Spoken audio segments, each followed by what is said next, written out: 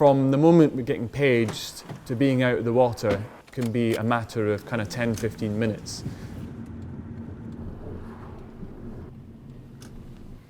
And suddenly you go from like 0 miles an hour to 35 knots out there in any condition.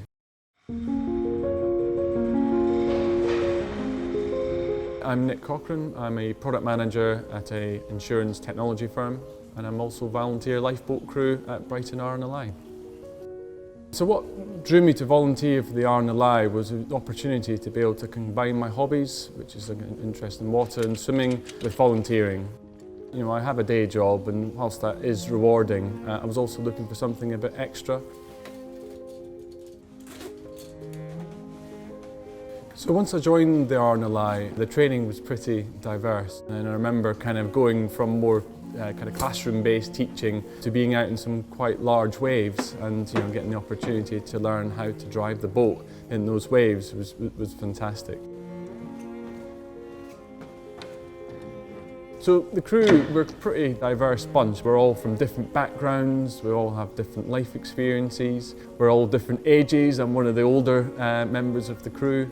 We've got builders to doctors to IT.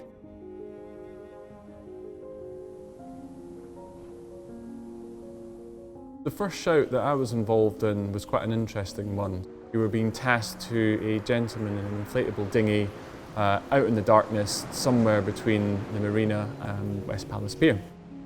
His phone had gone dead, and he'd managed to get a last call out to his wife, who alerted the Coast Guard.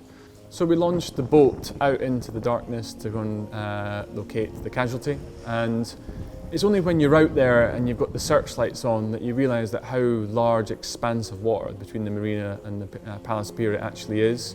It must have been a good 20 minutes, I think, before we finally located him in one of our searchlights. One of my crewmates just spotted something out the corner of her eye. Thankfully, it was this gentleman that was in the dinghy, and because he'd been out there for so long and because it was so cold, he actually couldn't get himself back to shore.